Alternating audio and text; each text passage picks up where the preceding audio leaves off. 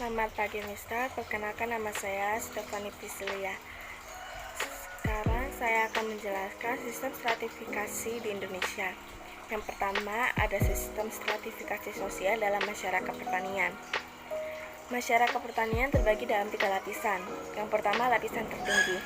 Lapisan tertinggi terdiri dari kaum petani yang memiliki tanah pertanian dan rumah. Yang kedua, lapisan menengah. Kaum petani yang tidak memiliki tanah pertanian, namun memiliki tanah perkarangan dan rumah. Yang ketiga, lapisan terendah.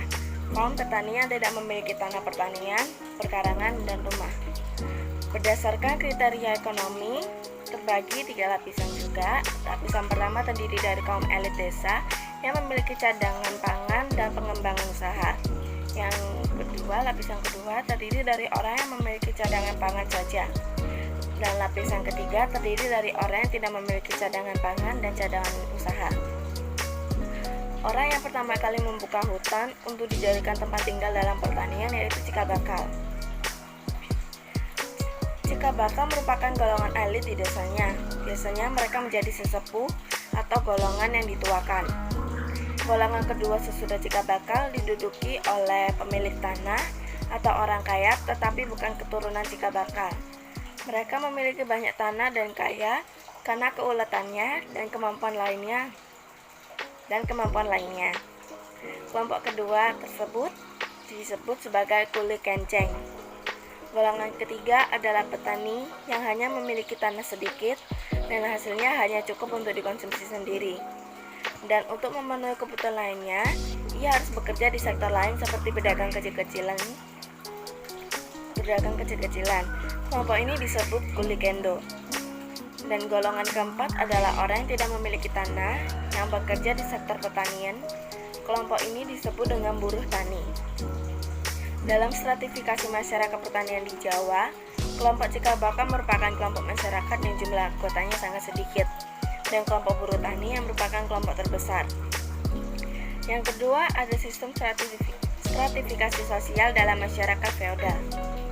Pola dasar masyarakat feodal dibagi menjadi 5, yaitu raja dan yang pertama raja dan kaum bangsawan merupakan pusat kekuasaan yang harus ditaati dan dihormati oleh rakyatnya karena memiliki hak istimewa. Yang kedua, terdapat lapisan utama yaitu raja dan kaum bangsawan dan lapisan di bawahnya yaitu rakyat.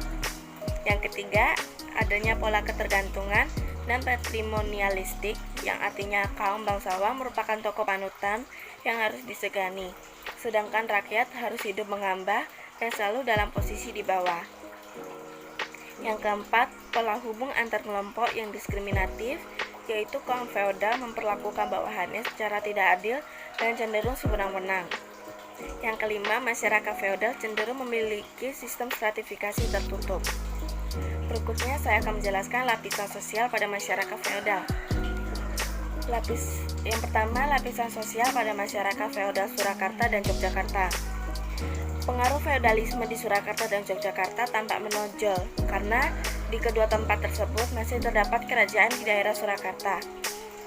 Di daerah Surakarta terdapat Kusnanan Surakarta Hadiningrat yang saat ini dikepalai oleh Sri Susuhunan Pakubuwono, serta Pura Mangkunegaran yang saat ini dikepalai oleh Sri Paduka Mangkunegoro. Di Yogyakarta juga terdapat Kesultanan Yogyakarta Hadiningrat yang saat ini dikepalai oleh Sri Sultan Hamengkubuwono, serta Pura Pakualaman yang saat ini dikepalai oleh Sri Paduka Pakualam. Strata sosial pada masyarakat feodal Surakarta dan Yogyakarta adalah sebagai berikut. Yang pertama, kaum bangsawan yang terdiri dari raja dan keluarga serta kerabatnya. Yang kedua, golongan priayi seperti pegawai kerajaan yang terdiri dari orang-orang berpendidikan dan memiliki kemampuan khusus untuk kerajaan. Yang ketiga, golongan wong cilik seperti rakyat jelata yang hidup mengabdi untuk raja seperti petani, nelayan, dan pedagang. Yang kedua, lapisan sosial masyarakat feodal di Aceh. Aceh masih memiliki sisa-sisa feodalisme yang kuat. Sampai saat ini hal tersebut terbukti dari strata sosial yang ada. Yang pertama, keturunan raja atau bangsawan sebagai golongan atas. Yang kedua, golongan kedua meliputi oleh balang atau pegawai atau pengawal raja, dan golongan bawah yaitu rakyat jelata. Yang ketiga, lapisan sosial masyarakat feodal di Sulawesi Selatan. Sulawesi Selatan memiliki latar belakang feodalisme dari banyaknya kerajaan pernah berkuasa di sana seperti kerajaan Gowa, Bona, dan Mandar. Terbukti dari strata sosialnya. Yang pertama, golongan bangsawan atau keturunan raja-raja yang disebut anak karung pada lapisan atas dan memiliki gelar tertentu seperti nama Andi atau Karaeng. Lapisan kedua diduduki oleh orang atau bukan budak yang disebut Tomaradeka. Yang ketiga, golongan ketiga disebut atas yang terdiri dari para budak yang meliputi orang-orang yang tidak mampu membayar utang atau orang-orang yang kalah perang. Yang ketiga, sistem stratifikasi sosial pada zaman Belanda. Masyarakat Indonesia pada zaman Belanda dibagi dalam lapisan berdasarkan ras. Belanda menetapkan penduduk asli atau bumi putera pada strata paling bawah yang disebut inlander. Sikap Belanda yang sangat diskriminatif mengakibatkan kondisi bumi putera terpuruk dalam kemiskinan, keterbelakangan, dan kebodohan. Belanda merupakan negara monarki yang menganut feodalisme. Jabatan tinggi seperti gubernur, jenderal, presiden, dan kepala polisi diduduki oleh orang Belanda. Jabatan seperti bupati, bupati Wedana, dan asisten Wedana dipegang oleh bumi putera yang berasal dari golongan ningrat. Golongan ningrat pada waktu itu masih menjadi alat untuk mewujudkan kepentingan Belanda di Indonesia dan untuk sekolah bumi putera yang berasal dari rakyat biasa pun sangat sulit. Dalam bidang ekonomi, Belanda juga sangat diskriminatif. Bumi putera hanya diperolehkan menjadi pedagang kecil. Sebaliknya juga, golongan timur asing mendapat kesempatan mengelola ekonomi menengah seperti menjadi pedagang grosir dan pemilik pabrik kebutuhan pangan. Yang keempat, ada sistem stratifikasi sosial pada zaman Jepang. Pada sistem stratifikasi sosial pada zaman Jepang merupakan golongan bumi putera di atas golongan Eropa maupun golongan timur asing kecuali Jepang. Disebabkan karena Jepang ingin mengambil hati rakyat Indonesia agar mau membantu mereka dalam perang Asia Timur Raya. Yang kelima, ada sistem stratifikasi sosial pada zaman industri modern. Industrialisasi modern dapat membawa dampak yang jauh lebih luas daripada industrialisasi pada zaman kolonial Belanda. Di perkotaan terdapat pergeseran struktur kerja dan angkatan kerja.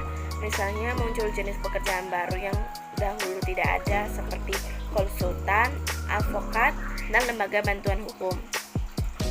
Angkatan kerja tidak mengalami pergeseran, terutama dalam hal gender. Dulu tenaga kerja dimonopoli kaum laki-laki, tetapi saat ini kaum perempuan telah berperan di segala bidang pekerjaan. Penentuan kelas sosial juga tidak lagi ditentukan oleh aspek ekonomi, tetapi juga oleh aspek lainnya seperti kelangkaan dan profesionalitas seseorang. Hal ini disebabkan masyarakat industri sangat menghargai kreativitas yang dapat memberi nilai tambah dalam pekerjaan. Akibatnya orang berpendidikan tinggi sangat dihargai dalam masyarakat industri. Begitu juga sebaliknya, orang yang berpendidikan rendah ditempatkan pada strata bawah. Sekian dari penjelasan saya sistem stratifikasi. Terima kasih.